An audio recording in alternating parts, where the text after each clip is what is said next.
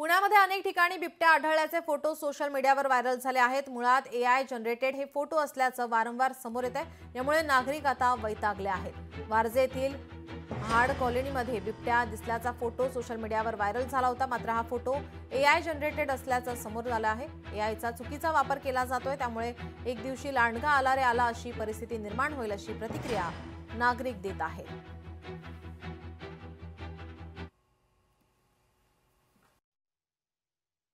आपल्या सकाळपासून सोशल मीडियाला एक पोस्ट व्हायरल होतीये की वारजे परिसरात असलेल्या म्हाडा सोसायटीमध्ये बिबट्या आला।